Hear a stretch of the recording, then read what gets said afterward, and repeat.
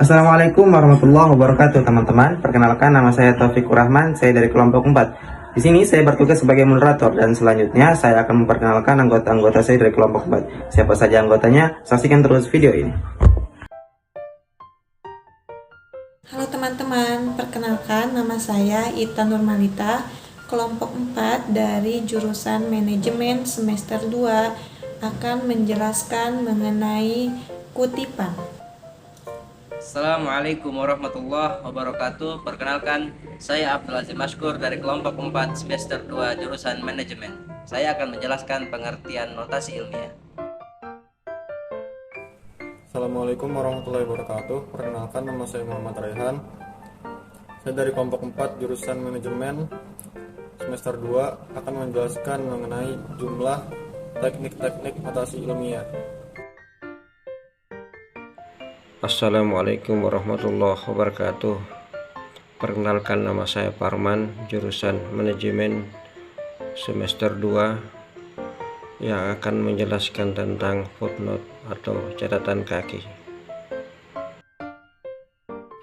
Assalamualaikum warahmatullahi wabarakatuh. Perkenalkan, nama saya Ferdiansyah, jurusan manajemen di STI Hidayatullah semester 2 kelas karyawan. Saya berasal dari kelompok 4, tugas bahasa Indonesia, dan saya akan menjelaskan tentang EndNote. Assalamualaikum warahmatullahi wabarakatuh. Perkenalkan, nama saya Zahra Azhari, jurusan manajemen semester 2. Saya akan menjelaskan pengertian tentang EndNote beserta contohnya. Assalamualaikum warahmatullahi wabarakatuh. Perkenalkan, nama saya Muhammad Wadul Amri, jurusan akuntansi di STI Hidayatullah. Saya dari kelompok 4 tugas bahasa Indonesia mau menyampaikan tentang kesimpulan. Assalamualaikum warahmatullahi wabarakatuh. Perkenalkan, nama saya Wahyu Santoso, mahasiswa jurusan manajemen semester 2. Di sini saya akan menjelaskan tentang pengertian daftar pustaka. Perkenalkan, nama saya Muhammad Tazir, saya dari kelompok 4 Bahasa Indonesia. Sekarang saya berada di semester 2 jurusan manajemen. Mungkin cukup sekian dari saya. Assalamualaikum warahmatullahi wabarakatuh. Perkenalkan, nama saya Abdul Aziz Abidin, jurusan manajemen di STI Hidayatullah Depok, semester 2 kelas karyawan. Saya berasal dari kelompok 4. Sekian. Perkenalkan, nama saya Restu Aditya, mahasiswa semester 2. Baik, saya akan menjelaskan mengenai kutipan. Pengertian dari kutipan adalah gagasan, ide, atau pendapat yang diambil dari berbagai sumber sebagai penguat atau pendukung suatu karya tulis. Kemudian, saya akan menjelaskan pengertian dari kutipan menurut beberapa ahli. Yang pertama, pengertian kutipan menurut Barnandus, yaitu gagasan, ide, atau pendapat yang diambil dari berbagai sumber. Kemudian, pengertian kutipan menurut Wasti adalah ambil alihan konsep atau pendapat orang lain sebagaimana tertulis dalam karya tulisnya, kata demi kata. Kemudian yang terakhir, kutipan menurut KBBI atau Kamus Besar Bahasa Indonesia adalah mengambil perkataan atau kalimat dari buku atau yang lainnya. Mengutip itu berbeda dengan plagiat. Selanjutnya saya akan menjelaskan bahwa di dalam kutipan ini terdapat beberapa macam. Yang pertama adalah kutipan langsung dan yang kedua adalah kutipan tidak langsung. Baik, di sini kemudian saya akan melanjutkan pengertian dari kutipan langsung. Kutipan langsung adalah pengambil alihan pernyataan orang lain secara apa adanya, sesuai dengan redaksi yang terdapat dalam sumbernya. Kemudian, kutipan langsung menurut Rameli juga adalah pernyataan yang ditulis dalam susunan aslinya tanpa mengalami perubahan sedikit pun. Kemudian, teman-teman, pernyataan yang dikutip secara langsung mempunyai kriteria dan bersifat diantaranya yaitu definisi, konsep yang sangat penting, peraturan dan perundang-undangan, pendapat yang kontroversial, ungkapan yang tidak berbelit-belit, dan juga tidak terlalu panjang. Kemudian, pernyataan orang lain yang dikutip secara langsung, caranya berbeda sesuai dengan jumlah katanya. Pernyataan yang kurang dari 40 kata dapat dikutip langsung dengan cara meletakkan di antara dua tanda petik ganda atau tanda kutip tunggal. Kutipan disatukan dalam teks utama, menyebut pengarang, tahun terbit karya, dan halaman sumber. Nama penulis yang dikutip boleh diletakkan dalam teks utama atau setelah kutipan. Next, kemudian ada contoh kutipan langsung. Di antaranya seperti ini, teman-teman bisa melihat. Di sini terdapat ada tanda kutip ganda ya. Di sini menandakan kemudian adanya juga nama pengarangnya. Nah, ini adalah kata kutipan langsung. Yang dimana contoh ini adalah memiliki sifat sama dengan redaksinya langsung ya, kemudian juga tidak berbelit-belit dan definisinya jelas seperti itu. Itulah yang disebut sebagai kutipan langsung. Kemudian yang kedua adalah kutipan tidak langsung. Kutipan tidak langsung adalah pengungkapan kembali maksud penulisan dengan kata-katanya sendiri. Jadi yang dikutip hanyalah pokok-pokok pikiran atau hanya ringkasan atau bahkan kesimpulan dari sebuah tulisan itu sendiri. Kemudian kutipan tidak langsung menurut Rameli adalah pengungkapan kembali maksud penulis dengan kata-katanya sendiri. Selain itu, kutipan tidak langsung juga mempunyai kriteria loh, yang diantaranya adalah yang pertama, bukan konsep dan pengertian yang terlalu penting. Kemudian berupa klarifikasi, berupa ilustrasi, kemudian ungkapan yang cukup berbelit-belit dan membingungkan pemahaman pembaca. Nah, itu tadi ada perbedaannya ya, jadi di antara kutipan langsung dan kutipan tidak langsung. Kemudian salah satunya kutipan tidak langsung juga, ini adalah tidak memerlukannya tanda petik ganda atau tanda petik tunggal ya, kecuali nama pengarang, tahun terbit, dan halaman karya itu masih tetap dikutip ya. Kemudian di kutipan tidak langsung ini juga nama pengarang secara konvensional diletakkan di dalam teks utama atau setelah pernyataan yang dikutip. Kemudian di sini ada contoh kutipan tidak langsung, teman-teman bisa melihatnya langsung bahwa di sini tidak adanya tanda petik ganda atau tanda petik tunggal ya. Teman-teman bisa melihat di sini. Namun nama pengarang, tahun terbit itu masih tetap tertulis seperti itu ya.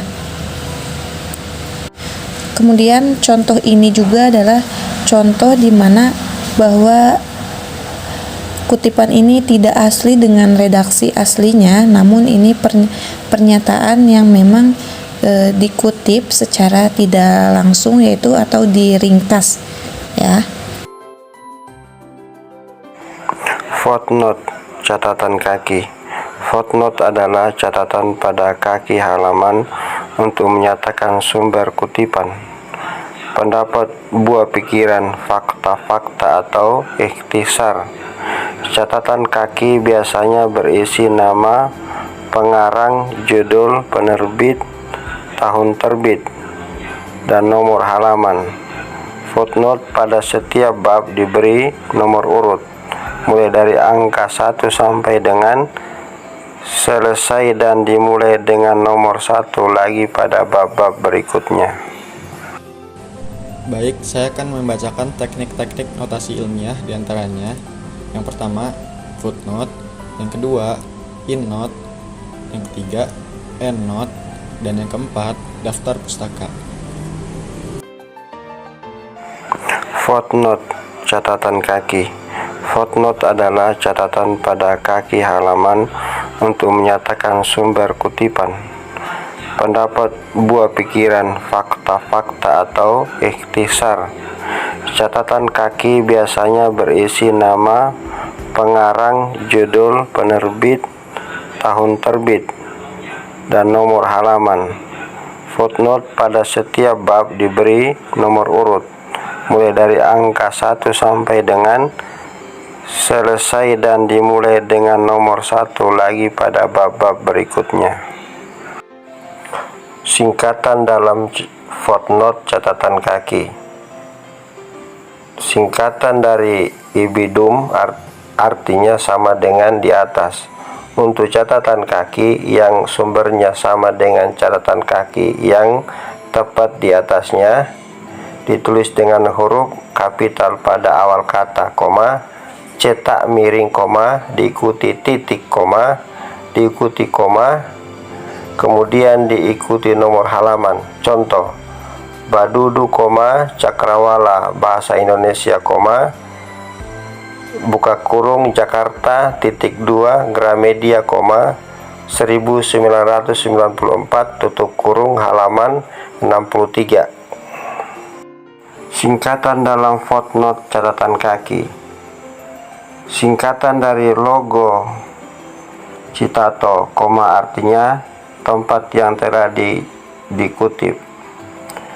Dipergunakan untuk catatan kaki dari sumber yang pernah dikutip pada halaman yang sama, tetapi telah disisipi catatan kaki lain dari sumber lain. Urutannya nama pengarang, log ciptaan tanpa nomor halaman. Contoh, Harry Tarigan, penulis sebagai suatu aspek keterampilan berbahasa, Jakarta, Gramedia 1988, halaman 91. EndNote. EndNote merupakan notasi ilmiah dengan cara meletakkan sumber yang dirujuk menyatu dengan teks yang dirujuk. Pada teknik ini, sumber kutipan ditulis atau diletakkan sebelum bunyi kutipan, atau diletakkan dalam narasi atau kalimat sehingga menjadi bagian dari narasi atau kalimat. Contoh, perkembangan bahasa yaitu hal yang sangat urgen dalam tahap perkembangan jiwa anak. Menurut Yule, tahun 1996, 178-180, perkembangan bahasa dapat dibagi menjadi 4 tahap, yaitu yang pertama, tahap pralinguistik atau pre-language stage. Yang kedua, tahap satu kata, satu frasa atau the one word or holoprestic stage. Dan yang ketiga, tahap 2 kata, 1 frasa atau the two word stage. Dan yang keempat, tahap menyerupai telegram atau telegraphic speech. Pengertian EndNote. EndNote adalah notasi ilmiah dengan cara memberikan keterangan sumber pernyataan yang dirujuk dan keterangan lainnya yang ditempatkan di akhir sebuah karangan ilmiah sebelum daftar pustaka. Dalam EndNote, penulis dapat memberikan keterangan-keterangan tambahan. Pada teknik penulisan EndNote, nama pengarang diletakkan setelah bunyi kutipan atau dicantumkan di bagian akhir narasi dengan ketentuan sebagai berikut. Membuat pengantar kalimat sesuai dengan kutipan, menampilkan kutipan baik dengan kutipan langsung maupun tidak langsung, menulis nama akhir pengarang tanpa koma, tahun terbit titik 2, dan nomor halaman di dalam kurung dan akhirnya diberi titik. Contoh EndNote, ada aspek penguasaan pragmatik. Anak dianggap sudah dapat berbahasa pada waktu ia mampu mengeluarkan kata-kata pertamanya, yaitu sekitar usia 1 tahun. Akan tetapi, sesungguhnya sejak masa-masa awal setelah kelahirannya, anak mampu berkomunikasi dengan ibunya.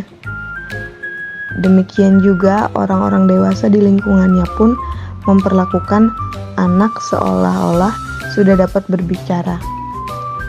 Buka kurung Spencer dan Cass 1970.2 130 tutup kurung. Pengertian daftar pustaka. Daftar pustaka merupakan syarat mutlak yang harus ada dalam suatu karya ilmiah, baik dalam makalah, paper, skripsi, tesis, maupun disertasi. Letak daftar pustaka dalam suatu karya ilmiah adalah setelah bab kesimpulan.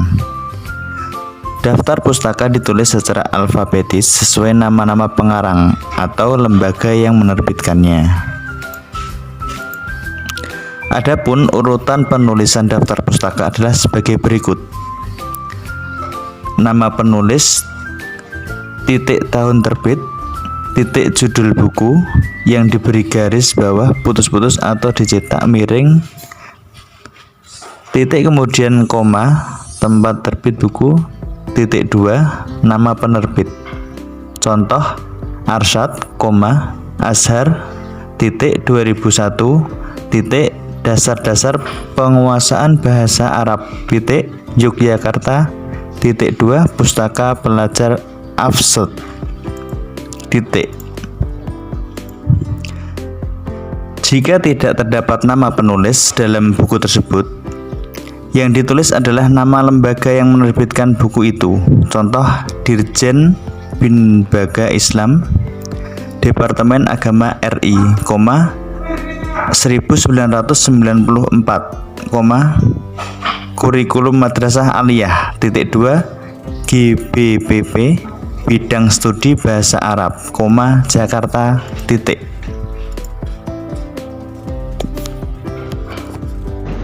Notasi ilmiah adalah ilmu tentang sistem lembing atau tanda yang menggambarkan bilangan nada atau ujaran dengan tanda huruf.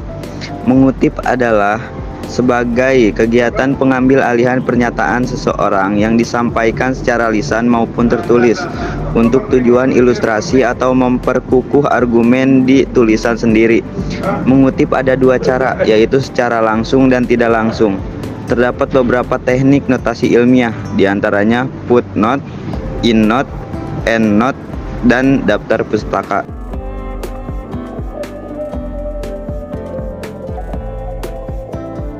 Baik teman-teman, mungkin cukup sekian yang bisa disampaikan oleh kelompok 4. Lebih dan kurangnya mohon dimaafkan. Wassalamualaikum warahmatullahi wabarakatuh.